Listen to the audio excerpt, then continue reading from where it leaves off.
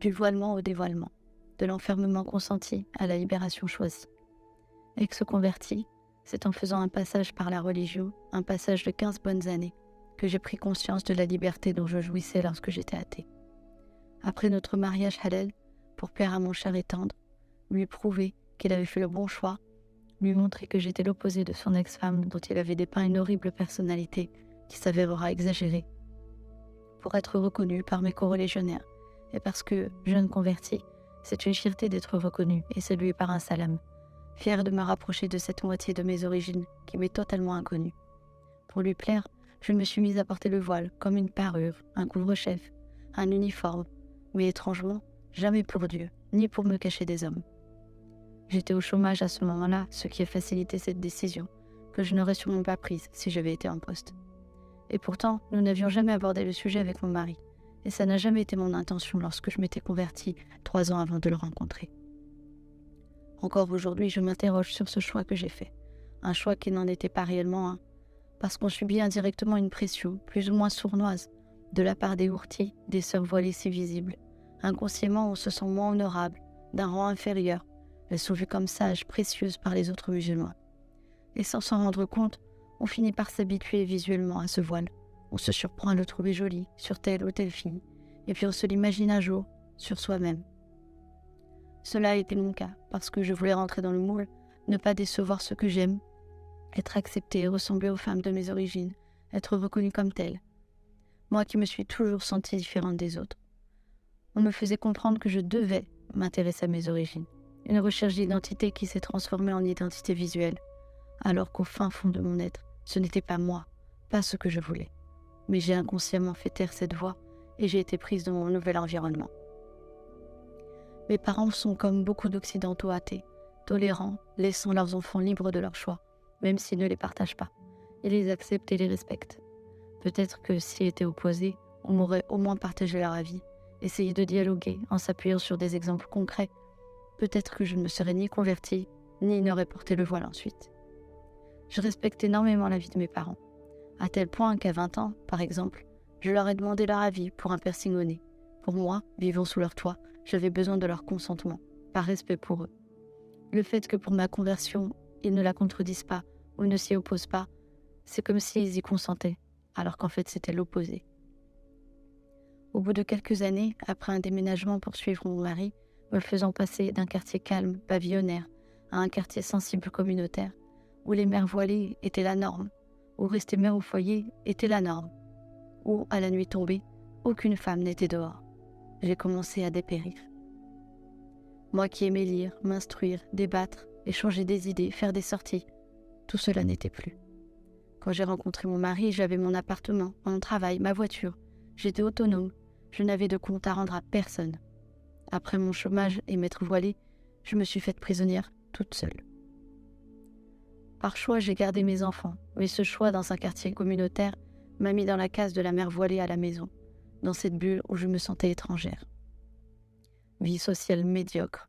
J'avais quitté mon département où j'avais ma famille pour suivre mon mari dans un département où je ne connaissais personne, dans une culture aux antipodes de la mienne. Intellectuellement, je m'étais ramollie. Je me surprenais à ne pas percuter tout de suite le sujet d'une conversation, à réfléchir moins vite, perte de réflexe intellectuel. Mon apparence était secondaire. Vêtements amples, souvent sombres, j'étais souvent triste ou morose. Je n'aimais pas ce que j'étais. Même pour mon mari, j'étais devenue inintéressante. Au fil du temps, ça ne s'arrangeait pas. Mais je ne me plaignais pas. J'évitais de le montrer ou d'y penser, au point d'en faire un déni. Tout va bien, je disais. Il fallait tout le temps dire « Alhamdulillah, il y a pire que nous », jusqu'à ce que je fasse un surmenage, un burn-out. Ce surmenage m'a poussé à me remettre en question, ce que je n'avais jamais fait auparavant. J'ai été éduquée à être une enfant modèle, sérieuse et studieuse à l'école, respectueuse de mes parents, serviable, discrète. Mais jamais on ne m'avait appris à penser par moi-même, à avoir une opinion. Ce qui explique sans doute mon adhésion facile à l'islam. J'ai donc débuté une première introspection, centrée sur moi, ma condition de mère, de femme. J'ai eu peur pour mes enfants, qu'ils aient une mère incapable, dépressive, malade. Qui prendrait soin d'eux? Quel exemple je serais pour eux? Le jour de ce surmenage ou le burn-out, cela faisait 6 ans que je portais le hijab. À partir de cette date, j'ai commencé à mettre le turban, qui m'étouffait moins que le foulard fermé, qui me permettait de remettre des boucles d'oreilles, de soigner mon apparence, de me plaire enfin. Cela a duré 1 an. 1 an après mon surmenage, suite à des débats télé sur le voile, des accompagnatrices scolaires, des femmes ont témoigné dans les médias. Des étudiantes, journalistes, des micro-trottoirs, où il leur était demandé la raison du port de leur voile. Je ne me suis reconnue dans aucune de ces femmes. Pour certaines, c'était un cheminement spirituel. Pour d'autres, parce que c'est obligatoire, ou encore par pudeur par rapport aux hommes. Pour aucune de ces raisons je le portais. Alors pourquoi ?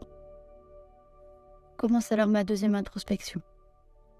J'ai pris un cahier, je suis remontée à l'enfance de ma mère, mon enfance, mon adolescence, mes débuts de vie adulte, ce qui m'a amené à rencontrer l'islam, ma vie après ma conversion à l'islam, après ma rencontre avec mon mari, après le port du voile, après être devenue maman, après mon burn-out, jusqu'à ce jour où j'étais en train d'écrire. C'est incroyable de faire une telle rétrospective de sa vie. Je la pensais banale et ennuyeuse, et je me suis aperçue qu'elle n'avait absolument rien de banal, et que toute ma vie, je me suis conformée à être gentille, bien élevée, serviable, plaire à mes parents, plaire à mes amis, plaire à mon mari, plaire à la Oumma, la communauté musulmane. Mais quand est-ce que j'ai cherché à me plaire à moi-même, à m'écouter, à suivre mon cœur, à avoir mes propres opinions, à savoir dire non? Jamais. J'avais entamé des études à la fac que j'aimais beaucoup, mais le manque d'enthousiasme et d'intérêt de mes proches ont eu raison de moi, et j'ai abandonné. Abandon d'autant plus facile que je vivais en même temps mon premier chagrin d'amour, amour de fac. J'ai abandonné, guidée par le fameux consentement dont j'avais besoin pour légitimer mon choix. Je le regrette. Si j'avais poursuivi ces études, il est sûr que jamais je n'aurais rencontré l'islam.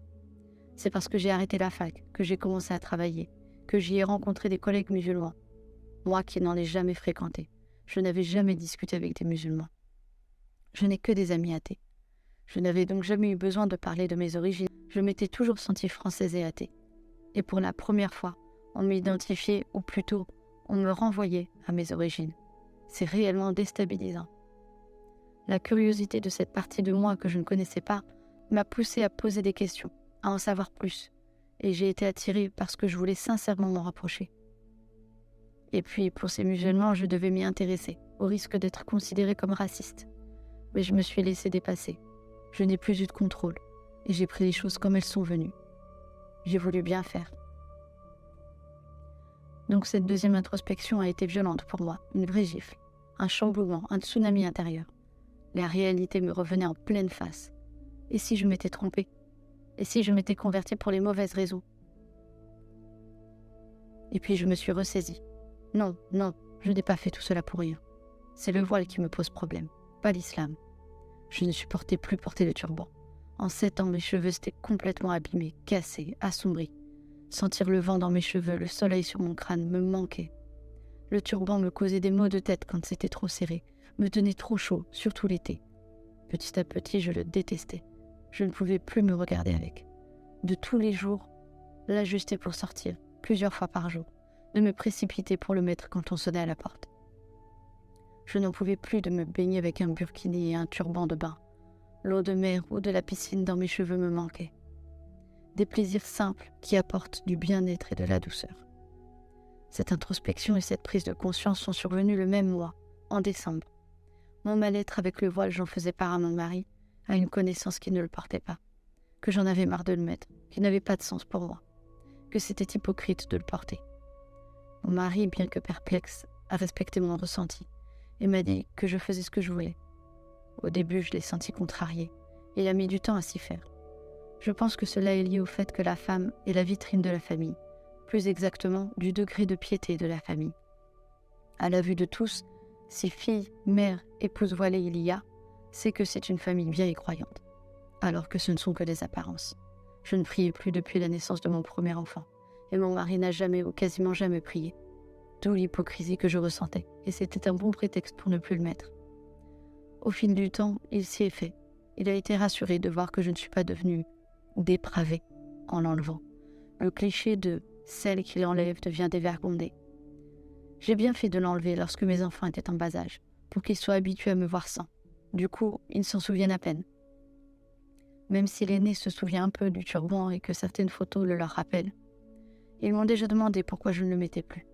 Sans tabou, je leur ai expliqué pourquoi, et en même temps expliqué que le non-sens du voile, que la vie, il faut la saisir, l'apprécier, apprécier le vent, le soleil sur sa peau, sur sa tête, que c'est ça le bonheur, la quiétude, et non d'imposer des choses non essentielles et contraignantes.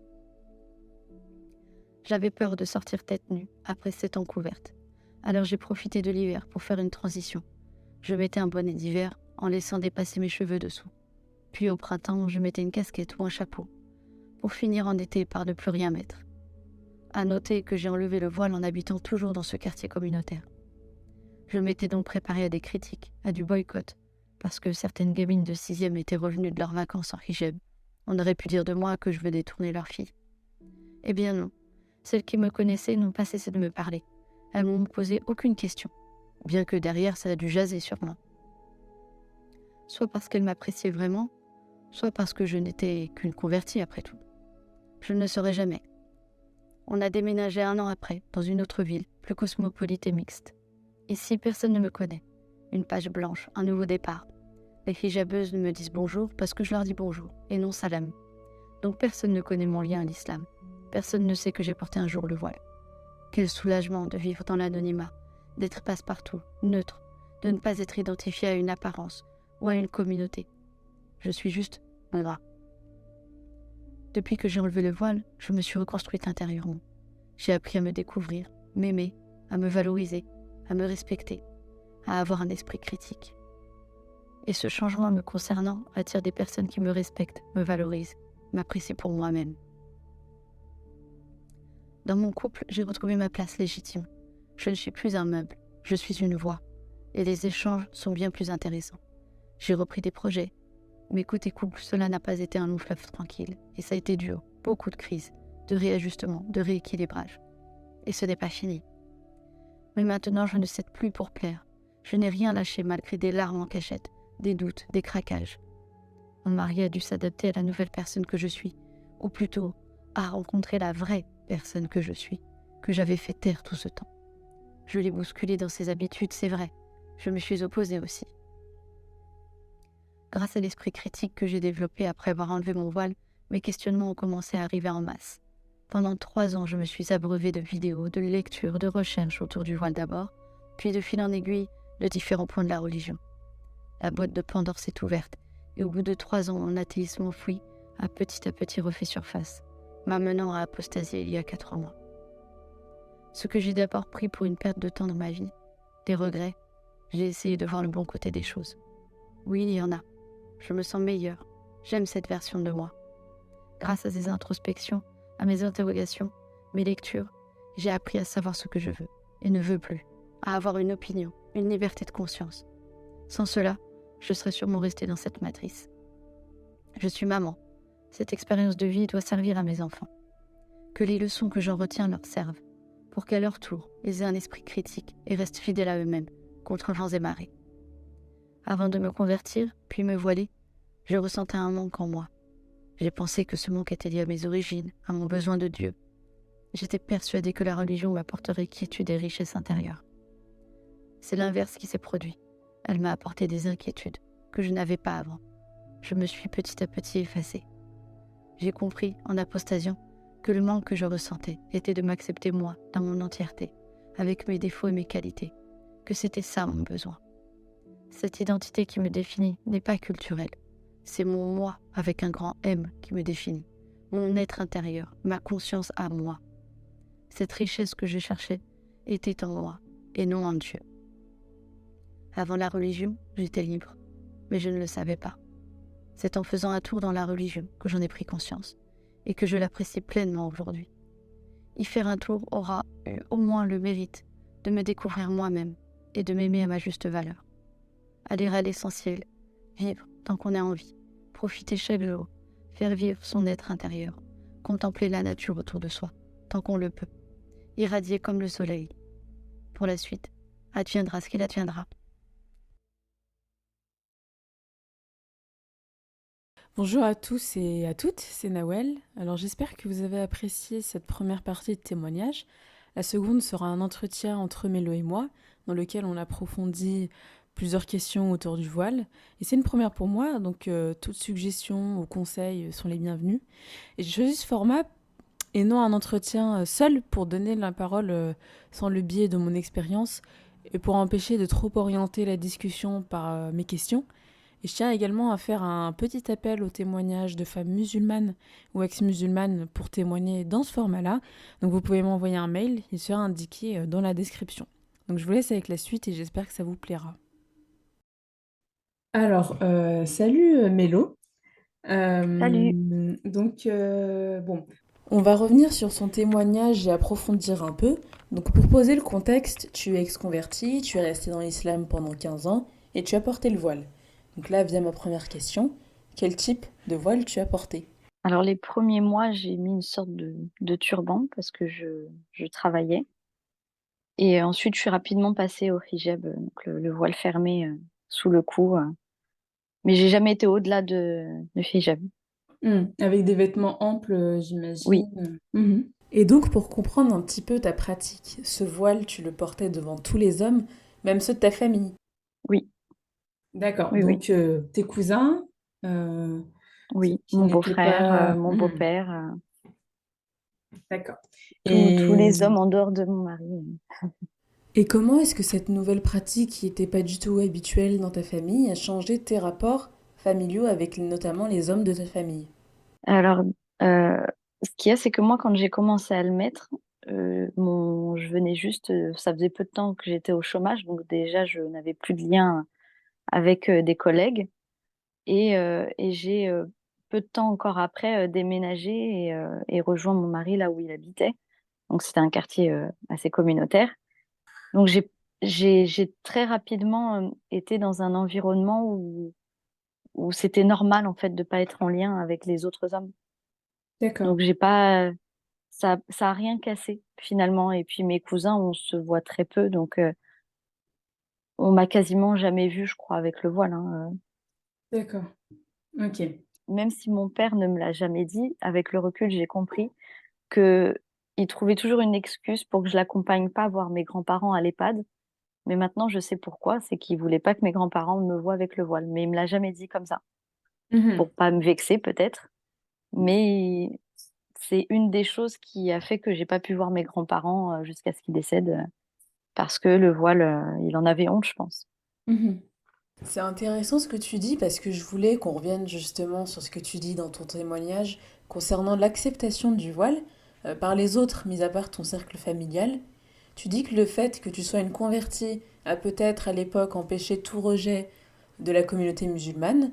Et étant moi-même d'une famille maghrébine, je sais que les conséquences de cet acte qualifié de trahison pour certains sont liées à mon origine ethnique. Et je pense notamment que l'on est non seulement garante de l'honneur de la famille, mais aussi on est quelque part le reflet de leur piété et de l'éducation transmise. Est-ce que tu réfléchis, toi, encore aux raisons qui ont fait que cela a été plus ou moins accepté pour toi? Oui, je pense que ça a quand même pas mal parlé dans mon dos, hein. Hmm. Mais, mais je n'ai pas eu d'attaque personnelle et on m'a pas boycotté, on m'a pas ignoré. Il y a même certaines femmes à qui je parlais pas forcément, est-ce que c'est l'effet de curiosité, qui sont venues vers moi, euh, bon, en sympathisant en fait, en cherchant à sympathiser. Et puis celles que je côtoyais déjà, je leur ai demandé, hein, je leur ai demandé, parce que je suis assez spontanée, et je leur ai demandé si ça leur posait un problème. Et on dit, bah non, c'est ton choix. Et puis on sait qui tu es, on sait que tu es une bonne personne, on t'apprécie beaucoup. Donc j'ai été assez surprise. Même si au fond, je pense qu'elles m'ont vue comme une égarée et que peut-être qu'elles ont espéré au fond d'elles que je revienne dans le droit chemin. C'est Hmm. possible, hein. Mais j'ai pas ressenti d'animosité ni de haine. C'est même l'inverse, la curiosité, des personnes qui ont cherché à sympathiser alors qu'avant on se parlait pas forcément. D'accord. Mais comme je t'ai dit, est-ce que parce que j'ai déjà vu ça circuler sur les réseaux sociaux, qu'un converti, de toute façon, à la base, c'était pas un musulman et qu'il a encore ses travers de son éducation et que de toute façon, bah, c'est pas sa faute, hein, et ça pouvait presque être prévisible, tu vois? Mhm. Que c'est une fierté quand il y a un converti, mais si le converti s'en éloigne, ils vont se dire: «Bah, de toute façon, c'était pas un vrai musulman», entre guillemets. Comme un peu les remarques des musulmans concernant les apostats, euh, l'argument de toute façon, c'était pas un vrai musulman. Mais je pense que ça reste tout de même différent parce que justement, tu parles de ses travers, de sa vie d'athée ou de chrétien ou peu C'est ça. importe. Et du coup, ça rajoute un peu, j'ai l'impression qu'il y a ce mépris quelque part. En se disant, c'est pas sa faute, hein, il n'est pas né dans une famille musulmane. C'est limite un peu de la pitié qu'ils ressentent. Mais au fond, je pense que certaines femmes que je côtoyais, je pense elles étaient sincères quand elles m'ont dit qu'elles m'appréciaient beaucoup. Parce que sinon, elles se seraient éloignées de moi. Elles n'auraient pas cherché à me parler, ni que leur fille me parle, Mhm. si j'avais été si mauvaise que ça. Oui, j'imagine. Ce que j'ai trouvé très intéressant, mais aussi très intriguant dans ton témoignage également, c'est cette expression que tu utilises quand tu parles de s'être faite prisonnière toute seule. Et donc moi, de par mon expérience, j'ai du mal à m'imaginer un acte pareil sans pression sociale, communautaire, et ce consentement à la soumission quelque part, il m'est assez étrange. Et donc j'aimerais bien que tu développes un petit peu sur ce point. Alors, ce que j'appelle se faire prisonnière toute seule, c'est que là, quand tu parles de pression sociale ou familiale, bah, cette pression-là, je me la suis mise toute seule, même s'il y avait quand même une petite pression, parce qu'à partir du moment où les gens savaient que j'avais des origines algériennes, se mettaient en tête que bah, j'étais algérienne avant tout. Et je pense que je me suis faite prisonnière de ce qu'on voyait de moi et que je devais me rattraper entre guillemets de ce temps perdu. Et en même temps, comme je disais dans mon témoignage, j'ai ce besoin de consentement, heu, de lire de la fierté dans le regard de ceux qui m'entourent, de ceux que j'aime. Et je me suis mise la pression toute seule en pensant qu'il fallait que je sois cet idéal qu'on attend de moi, qu'une convertie, bah, il faut qu'elle aille jusqu'au bout des choses, pour prouver, sa «piété» entre guillemets. Heu pour mon mari, même s'il me l'a jamais demandé et qu'on n'en a jamais parlé, dans ma tête, je me disais qu'il fallait que je lui prouve qu'il a fait le bon choix, que je suis une bonne personne. Ce besoin constamment de prouver que je suis une bonne personne et que tout qu'on peut être fier de moi. En m'enfermant dans ces idées reçues, parce que si je pose la question à ces proches-là, ils vont me répondre: «Mais on t'a rien demandé, si on te connaît, tu as pas besoin de prouver quoi que ce soit». Mais moi, je me suis auto-persuadée qu'il fallait que je fasse mes preuves et que ces preuves-là passaient par m'emprisonner dans des choses qui, à la base, je les défendais pas du tout, hein. C'est-à-dire? Bah, par exemple, le voile, je défendais absolument pas l'obligation du voile. Pour moi, c'était pas obligatoire. On Mhm. pouvait être une bonne musulmane sans, mais ça a changé quand, avec mon mari, on s'est mariés et que j'ai davantage fréquenté, la famille, donc sa famille marocaine, alors qu'avant ça, je connaissais quasiment pas de maghrébins. Et Mhm. en fait, d'être dans la famille, je sais pas, le fait d'être une pièce rapportée et en plus convertie, j'avais l'impression qu'il fallait que je fasse mes preuves tout le temps. Et hem et pour moi, bah, le voile, c'était la manière la plus «facile» entre guillemets, même si on prie pas, le voile, ça conclut tout. Personne ne sait que je priais pas, mais le simple fait qu'il y ait le voile, ben, on se dit: «Beh, c'est bon, elle est pieuse, elle est sérieuse», Mhm. je c'est mais ça, c'est avec du recul que je pense tout ça, parce que sur le coup, j'ai pas du tout pensé à tout ça. Qu'est-ce que tu pensais sur le coup, finalement, que c'était un choix ou pas? J'ai du mal à revenir en arrière sur ce que j'ai ressenti à ce moment-là et ce qui m'a décidé à passer le cap. Mais déjà, j'ai vu les femmes voilées de la famille marocaine de mon mari, là où avant moi j'en côtoyais pas. Et puis je me suis surprise à trouver qu'elle la sortait bien ses tenues, qu'elle était jolie, qu'elle elle avait l'air d'avoir heu, une certaine sagesse dans sa manière d'être, dans son comportement. C'est peut-être le côté, justement ce que défend la plupart des pro, hijab, le côté, pudeur, douceur. Moi j'ai vu ça en tout cas. Et je sais pas, j'ai été séduite par ça et je me suis dit: «Bah, pourquoi pas moi? Je vais essayer». Et puis c'est comme ça que je suis restée avec, mais honnêtement, je l'ai plus vu comme un couvre-chef que je mets avant de sortir qu'autre chose, quoi. J'ai même plus réfléchi, parce que mon quotidien m'a tellement pris avec les enfants que j'ai jamais réfléchi à ce que ça représentait pour moi. Hmm. C'est beaucoup plus tard. Donc je l'ai porté vraiment de manière comme un accessoire, quoi. C'est marrant ce que tu dis parce que tu parles d'accessoires, de couvre-chef, mais ce voile, il a quand même entraîné chez toi un blocage psychologique quant au fait de l'enlever, justement. Mais même Euh, pendant que je le portais, j'avais un blocage psychologique parce que je me hmm. suis reniée moi-même, je me suis effacée, j'avais l'impression de ne plus vraiment exister, quoi.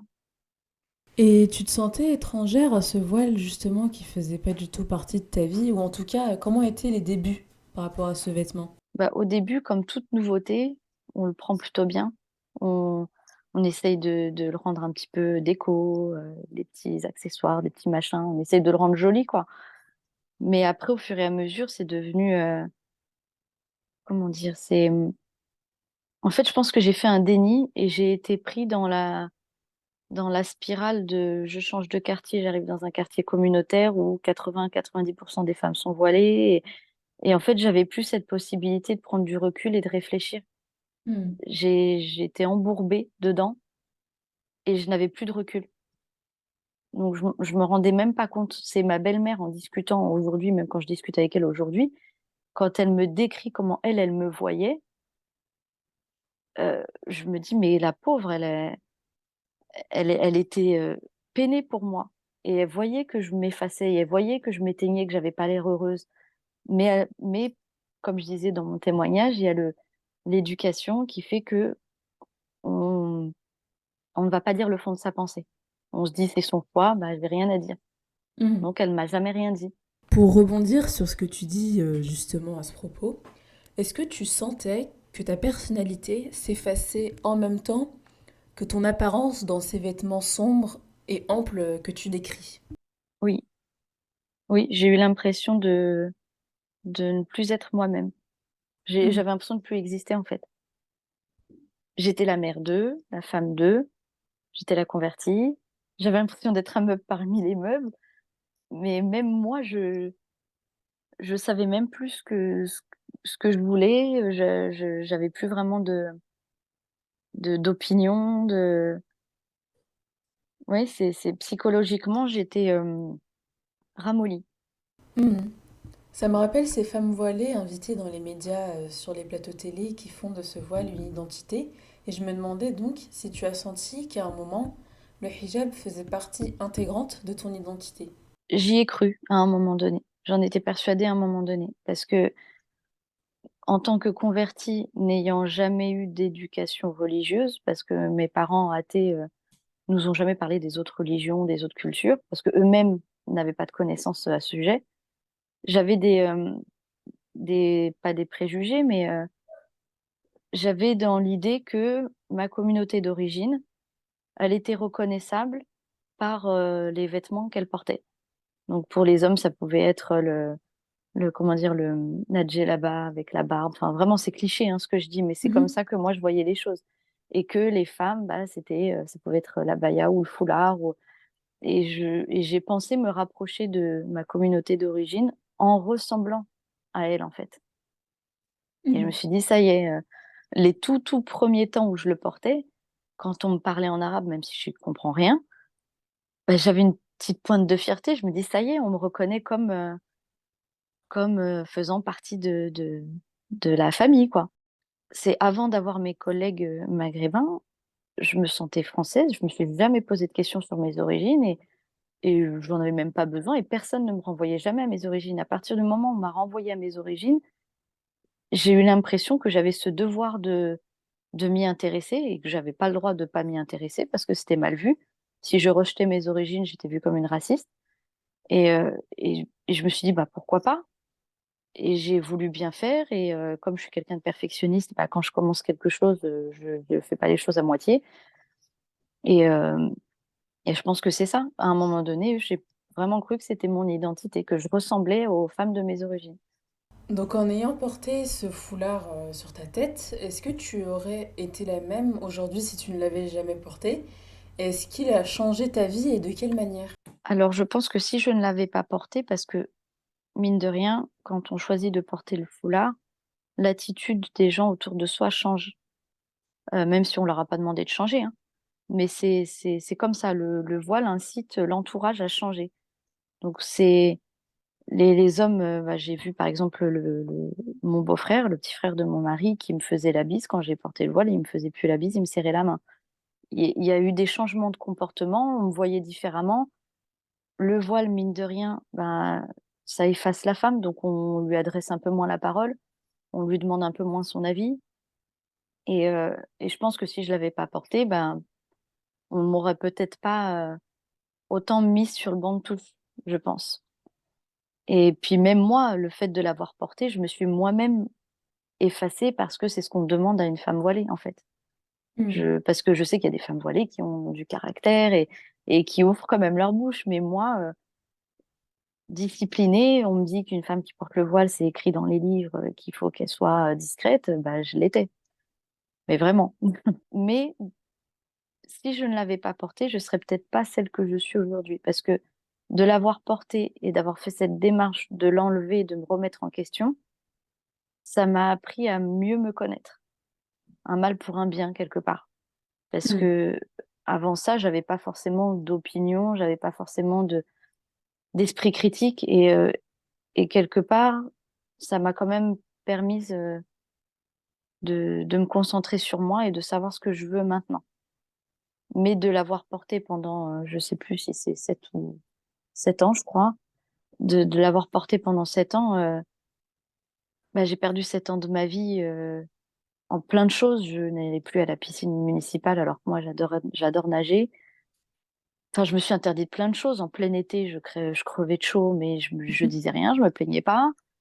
De se précipiter pour trouver un foulard quand quelqu'un sonne à la porte, enfin Ah des bah oui. trucs, des trucs hyper contraignants, hyper chiants, désagréables. Donc c'est une perte de temps pour ça, mais d'un côté, ça m'a permis de mieux me connaître moi-même.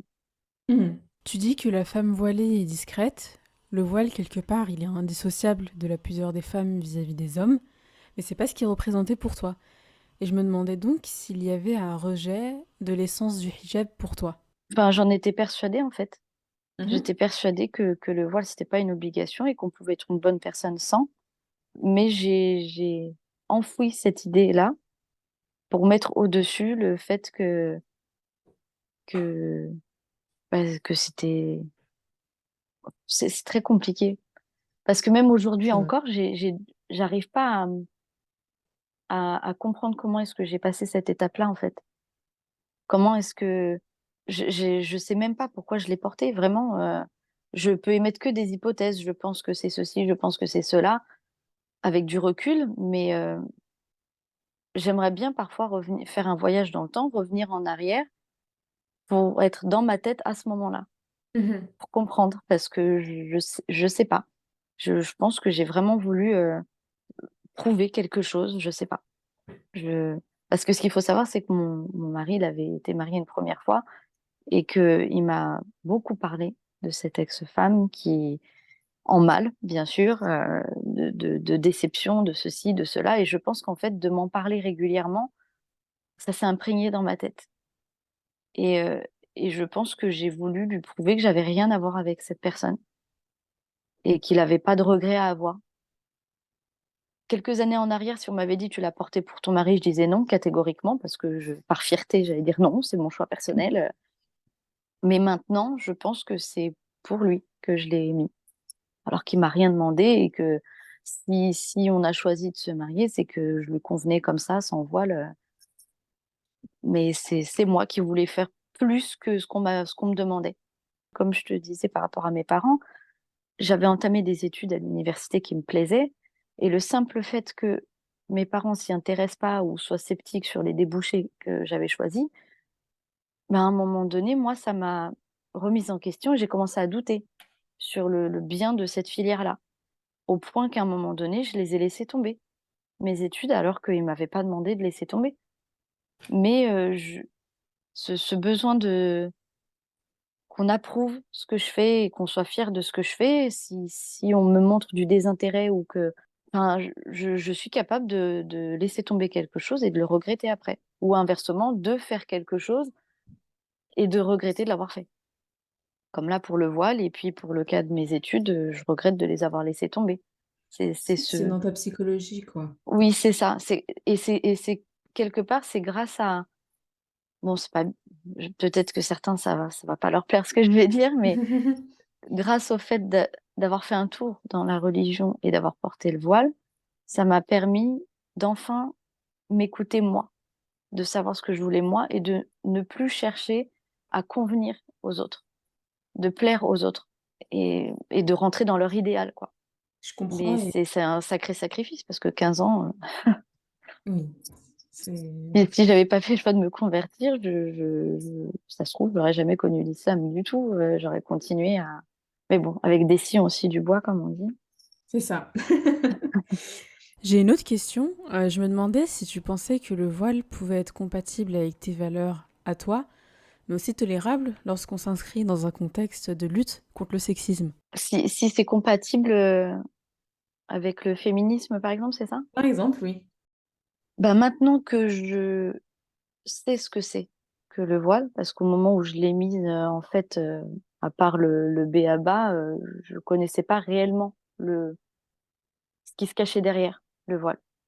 Maintenant que je sais tout ça, parce que c'est une fois que je l'ai enlevé, hein, que j'ai fait toutes mes recherches sur le voile, et maintenant que je sais ce que c'est, pour moi, c'est pas compatible parce que ce que représente le voile, réellement, hein, pas ce que disent les filles à la télé, que c'est une libération, que c'est le joyau, ça c'est l'écrin du diamant, bon ça, c'est du pipeau.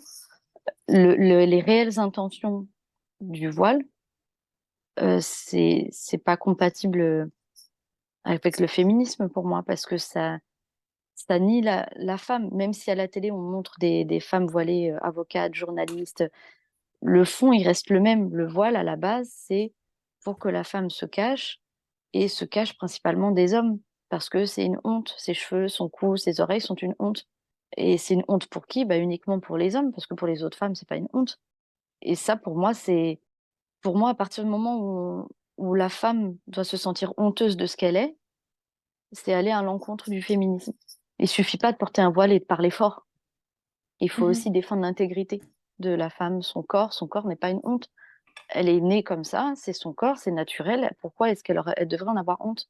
Oui, l'idée reçue que le féminisme, c'est parler plus fort que les autres, c'est taper du poing sur la table, c'est réclamer les mêmes salaires, ce genre de choses.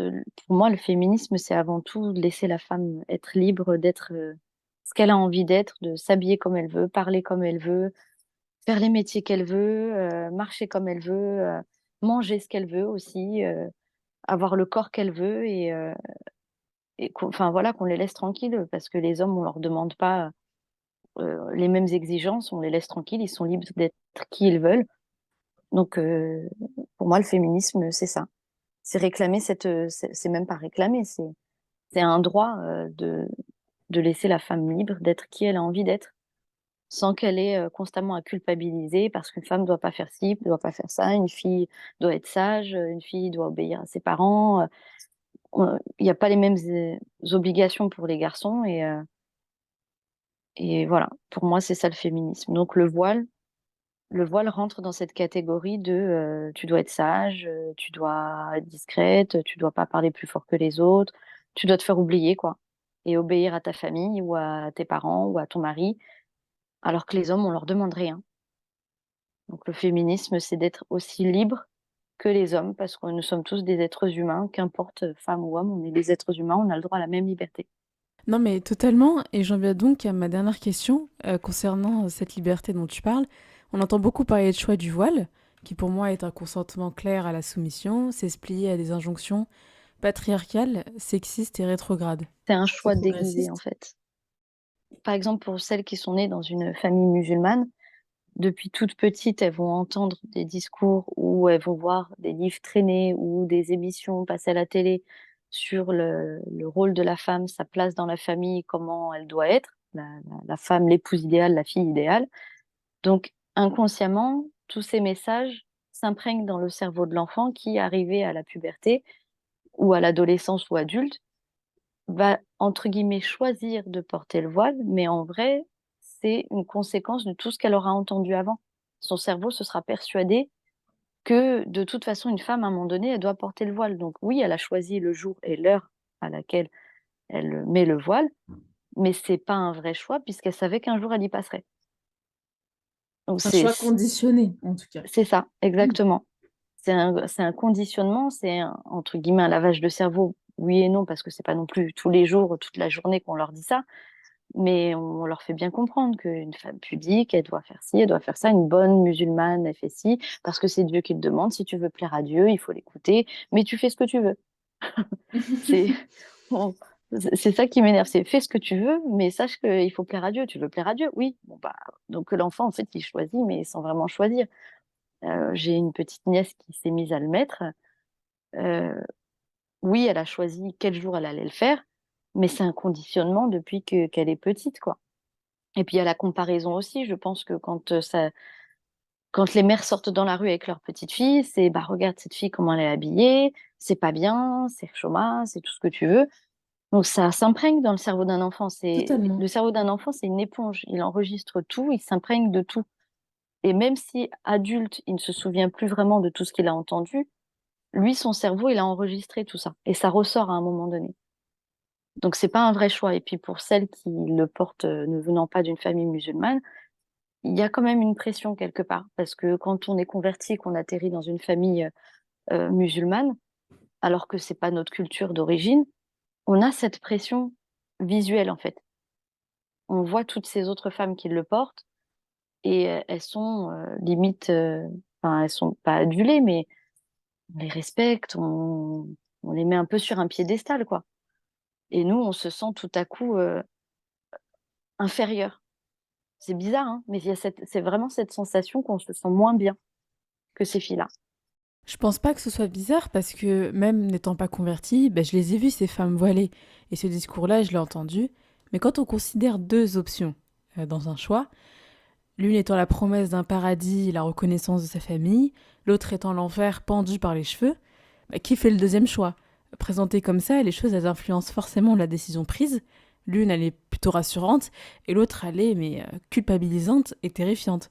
Donc je me pose également la question pour celles qui, malgré tout, refusent de le porter, ou celles qui l'ont enlevé dans leur parcours de foi. Comment est-ce que ça se passe? Bah, moi, je l'ai retiré, mais il y a eu une réaction en chaîne qui a fait que c'était plus possible que je reste dans la religion parce que cette remise en question du voile a remis en question tout ce qu'il y avait autour. Donc le dogme, les comportements de ceux qui pratiquent et pour moi, c'était plus compatible, c'était plus possible. En tout cas, tout ce que j'ai à dire pour clôturer cet entretien, c'est qu'on te souhaite plein plein de courage dans ta vie de maman, puisque tu, Merci. euh, tu as ce rôle voilà, dans comment dire, dans un contexte un peu particulier. Tu es apostate mariée à un musulman. Donc voilà, mais en tout cas, moi, je te souhaite plein de courage. Et Merci beaucoup. surtout, Bah, voilà. j'espère que mon expérience servira à mes enfants pour que même Hmm. et soient plus clairvoyants que moi. Claire, je pense pas que ce soit un manque de clairvoyance de ta part. Je pense que tu restes quand même très lucide dans ce que tu dis et tu as quand même un recul que je tenais quand même à souligner. Et puis ce courage de faire une telle introspection, pardon, sur Oui, soi-même, c'est pas évident. Voilà. non, Mm. Je me doute que ça a dû te chambouler. oui. En tout cas, voilà. En tout cas, j'étais très contente Bah, moi d'échanger aussi. avec toi. Et puis, ce sera disponible, j'espère très vite sur YouTube. Et puis voilà. Voilà, voilà. Écoute, Mélo, je te dis à bientôt. Bah oui, à bientôt. Au revoir. Au revoir.